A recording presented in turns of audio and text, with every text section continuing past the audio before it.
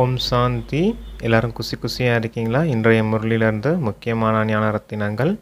முதல் பாயிண்ட், பாடல் வந்திருக்குது, உள்ளத்தின் உதவி துண்டிக்கப்படக்கூடாது. ஆன்மீக தந்தை ஆன்மீக குழந்தைகளுக்காக வந்திருக்காரு. அதாவது சிவபாபா சாலி கிராமங்கள் ஆன்மீக குழந்தைகளை சந்திக்கிறதுக்காக வந்திருக்கேன் அப்படின்னு சொல்கிறார். சாலி கிராமம் மற்றும் சிவலிங்கத்தின் மகிமை மனிதர்கள் கூட தெரிஞ்சிருக்காங்க. ஆனால் இங்கே உண்மையிலே சிவபாபா வந்து குழந்தைகளுக்கு பாடம் சொல்லித்தராரு. யார் மூலமாக? இந்த பிரம்மா மூலமாக. சிவபாபா கிட்டேருந்து தான் உங்களுக்கு ஆஸ்தி கிடைக்கும். பிரம்மா கிட்டேருந்து எந்த ஒரு ஆஸ்தியும் கிடைக்காது. இருந்தாலும் இந்த பிரம்மா ஒரு பாக்கியசாலி ரதமாக இருக்கார். சிவபாபாவினுடைய ரதமாக இருக்கார். இந்த ரதத்துக்கும் கூட அதாவது நோய்வாய்ப்படும் போது உங்களுக்கு முரளி கிடைக்காம போயிடும். அப்போ முரளி கிடைக்காம போயிடுது. இல்லாட்டினா அஞ்சல் துறை, அதாவது போஸ்ட் மூலமாக முரளி போய் சேருது இல்லையா, அது அந்த சமயத்தில் முரளி கிடைக்காம போயிடுதுன்னா நீங்கள் என்ன செய்யணும் அப்படிங்கிறத பாபா சொல்கிறார். ஏணிப்படம் சித்திரத்தை வச்சுக்கோங்க. அதன் மூலமாக இந்த பழைய உலகம் புது உலகத்தை பற்றி புரிய வைங்க அப்படின்னு சொல்கிறார். கலியுகம் எப்படிப்பட்டதாக இருக்குது, சத்தியுகம் எப்படிப்பட்டதாக இருக்குது. முதல்ல ஆரம்பத்தில் நம்ம சத்தியுகத்தில் புது உலகத்தில் இருந்தோம். 16 கலைகள் உடையவர்களாக இருந்தோம். கொஞ்சம் கொஞ்சமாக ஏணிப்படியில் இறங்கி இப்போ இந்த தமோ பிரதான நிலையை அடைஞ்சிருக்கோம். இப்போ தந்தை மீண்டும் இந்த ஏணிப்படி சித்திரத்தின் அடிப்படையில் நம்மளை உயர்த்துறாரு அப்படின்னு சொல்கிறார். இந்த பழைய உலகத்துலேருந்து புது உலகத்துக்கு அழைச்சிட்டு போகிறாரு அப்படின்னு சொல்லி நீங்கள் கிளாஸ் பண்ணணும். அதுக்காக பாபா சொல்கிறார். இப்போ நீங்கள் இந்த பழைய உலகத்துலேருந்து புது உலகத்துக்கு போகணுன்னா ஒரு தந்தையை மட்டும் நினைவு செய்யணும்.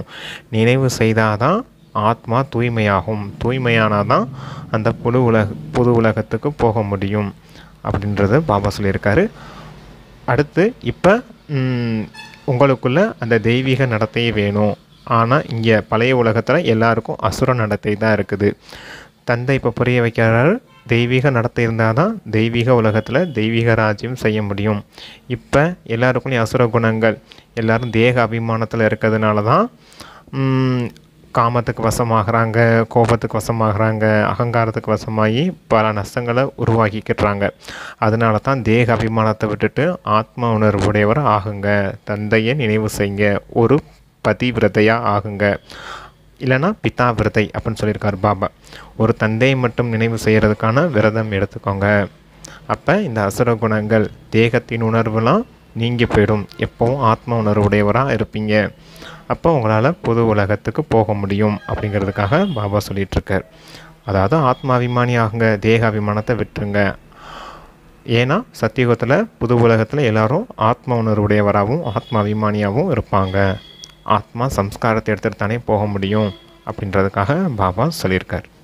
ஒருபோதும் தேக அபிமானத்துக்கு வசமாகி எந்த ஒரு தவறான காரியமும் செய்யக்கூடாது. தேக அகங்காரத்தை காட்டக்கூடாது அப்படின்னு சொல்லியிருக்காரு. ஏதாவது உங்களை மீறி தவறு நடந்துருச்சு அப்படின்னா உங்களுடைய காதை நீங்களே பிடிச்சிக்கிடணும் அப்படின்னு சொல்கிறார். அடுத்த முறை அந்த தவறு நடக்கக்கூடாது. அதுக்கு கவனம் கொடுக்கணும். தந்தை காலனுக்கெல்லாம் காலனாக இருக்கார், மகா காலனாக இருக்கார். நீங்கள் இப்போ தவறான காரியம் செய்துட்டு இருந்தீங்க அப்படின்னா பாவ கர்மங்களாகும். அப்போ தர்மராஜபுரியில் தண்டனை அடைய வேண்டியது இருக்கும் இல்லையா?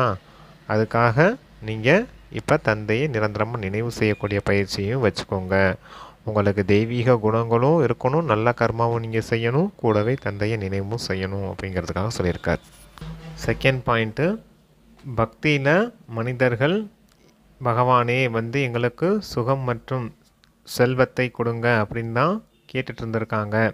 அதே போல் பாபாவும் வந்திருக்காரு, உங்களுக்கு சுகம் மற்றும் சாந்தி, செல்வம், மகிழ்ச்சி எல்லாத்தையும் கொடுக்கறதுக்காக வந்திருக்காரு. நீங்கள் இப்போ தந்தையை மட்டும் நினைவு செய்யுங்க. தந்தை நினைவு செய்வதன் மூலமாக உங்களுடைய விகர்மங்கள் விநாசமாயிடும். தந்தை ஞான கடலாக இருக்கார், சொர்க்கத்தின் ஆஸ்தியை கொடுக்கக்கூடியவராக இருக்கார், பதித்த பாவனராகவும் இருக்கார். நீங்கள் நினைவு செய்தால் தான் தூய்மையாக முடியும்.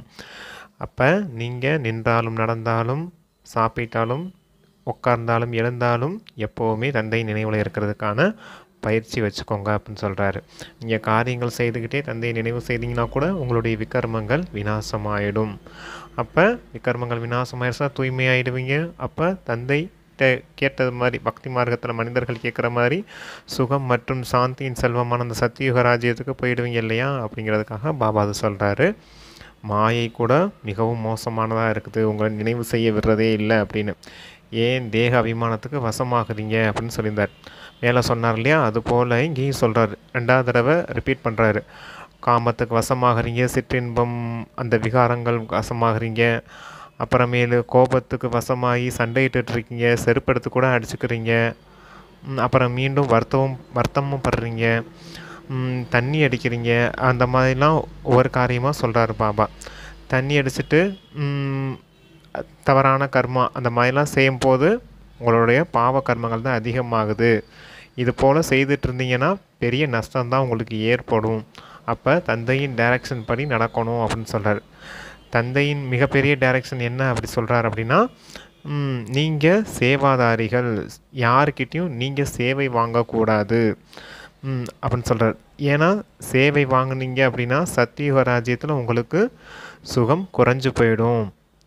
இங்கே யார் சங்கமயுகத்தில் சுகத்தை அனுபவிக்கிறீங்களோ அவங்க சத்தியுகத்தில் சுகத்தை குறைவாக தான் அனுபவிக்கிறது மாதிரி ஆகிடும். அதாவது பதவி குறைஞ்சு போயிடும் அப்படின்னு சொல்கிறார்.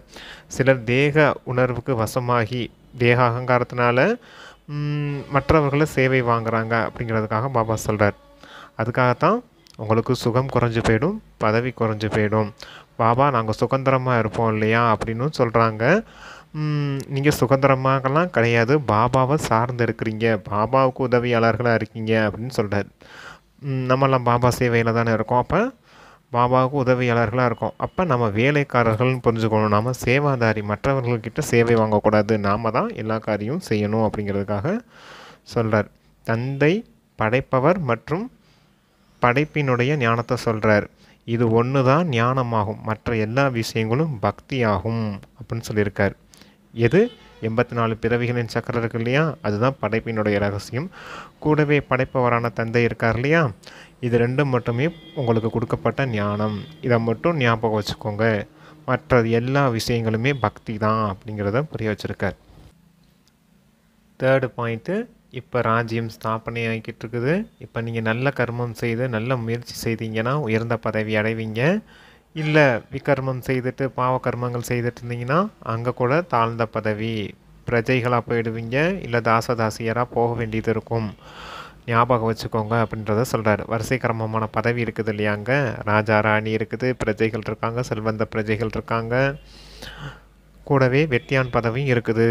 அப்போ உங்களுடைய முயற்சிக்கு ஏற்ப தான் பதவியும் அங்கே நிர்ணயிக்கப்படுது அப்படின்னு சொல்கிறார். அடுத்து சேவைக்காக பாபா சொல்கிறாரு, உங்களுடைய பட கண்காட்சி பிரஜைகளை உருவாக்குறதுக்கான பறக்கும் மார்க்கத்தின் சேவையாக இருக்குது. நீங்கள் பெரிய பெரிய ஹால்லாம் படைத்து சேவை செய்கிறீங்க இல்லையா, கண்காட்சி வைக்கிறீங்க இல்லையா, அடிக்கடி வச்சு நீங்கள் சேவை செய்யணும். பிரஜைகள் நிறையா உருவாகுவாங்க இல்லையா, அவங்களுடைய வாக்கியத்தையும் உருவாக்குங்க. ராஜா ராணி குவாலிட்டியில் இருக்கக்கூடிய ஆத்மாக்கள் கூட வருவாங்க, ஏன்னா லட்சத்தில் ஒருத்தவங்களாக இருப்பாங்க அப்படின்னு சொல்கிறாரு. லட்சத்தில் ஒரு மணி வெளிப்படும் அப்படின்னு சொல்லியிருக்கார். அதுக்காக நீங்கள் நல்ல விதத்தில் படக்கண்காட்சி வச்சு சேவை செய்யணும் அப்படின்னு சொல்லியிருக்காரு. அடுத்து சிவஜெயந்தி வரப்போகுது இல்லையா, நீங்கள் சிவஜெயந்தி அன்னைக்கு விடுமுறை அழியுங்கள் அப்படின்னு கூட எழுத முடியும். சத்தியமேவே ஜெயத்தே அப்படின்னு சொல்லி உங்களுடைய பட விளக்கத்தை கொடுக்கணும். திரிமூர்த்தி சிவஜெயந்தி அப்படின்னு தான் நீங்கள் பட விளக்க வைக்கணும். உங்களுடைய தபால் தலையை கூட நீங்கள் வெளியிட முடியும் இல்லையா அப்படின்னு சொல்கிறாரு. அதாவது வெறும் சிவஜெயந்தின்னு சொன்னால் உங்களுக்கு புரியாது. சாதாரண சிவராத்திரி தான் பக்தி மார்க்கத்தில் கொண்டாடுற மாதிரி சொல்லிட்டு போயிடுவாங்க. ஆனால் திரிமூர்த்தி சிவஜெயந்தின்னு சொல்லும்போது சிவபாபா தான் பிரம்மா மூலமாக இந்த பழைய அதாவது புது உலகத்தை ஸ்தாபனை செய்கிறாரு. சிவபாபா பிரம்மா மூலமாக புது உலகத்தை ஸ்தாபனை செய்கிறாரு. சங்கரர் மூலமாக நம்ம யோக சக்தியின் மூலமாக இந்த பழைய உலகத்தை விநாசம் செய்ய வைக்கிறாரு. அப்புறம் சிவபாபா தான் புது உலகத்தை உருவாக்கி கொடுத்து விஷ்ணு மூலமாக பாலனை அடைய வைக்கிறாரு. இந்த பிரம்மா விஷ்ணு சங்கரர் யாருன்ற இந்த திரிமூர்த்தியின் விஷயத்தை சொல்லி புரிய வைக்கிறது தான் என்னது உண்மையான சிவஜெயந்தி. சிவபாபாவுக்கு தான் அந்த ஒருத்தருக்கு மட்டும்தான் உண்மையிலே பிறந்த நாள் கொண்டாடணும் அப்படின்னு நல்ல விதத்தில் சொல்லி புரிய வைக்கணும். ஏன்னா அவர் ஒருத்தர் தானே பதித்த பாவனராக இருக்கார்.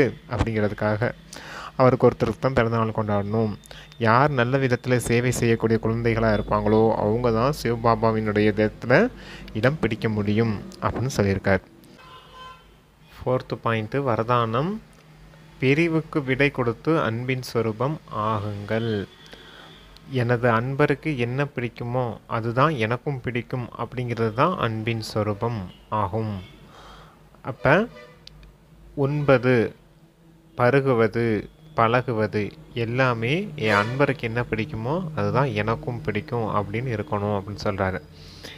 அப்போ ஒவ்வொரு காரியம் செய்தாலும் இது என்னுடைய பாபாவுக்கு பிடிக்குமா அப்படின்னு சிந்தனை செய்துட்டு செய்யுங்க. யார் இப்படி உண்மையான ஸ்நேகியாக இருப்பாங்களோ அவங்க தான் நிரந்தர யோகியாக இருப்பாங்க, சகஜ யோகியாக இருப்பாங்க.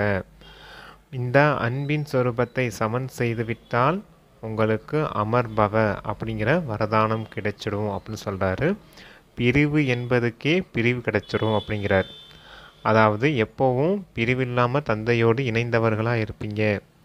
அதாவது இணைந்த ரூபமாகி உண்மையான ஸ்நேகி, நிரந்தர யோகி, சகஜ யோகியாக இருப்பீங்கன்னு சொன்னார் இல்லையா? அதுதான் பிரிவு என்பதற்கே பிரிவு கிடைத்துவிடும். பிரிவு என்பது இருக்காது உங்களுக்கு அப்படின்றத அப்படி சொல்கிறார் பாபா.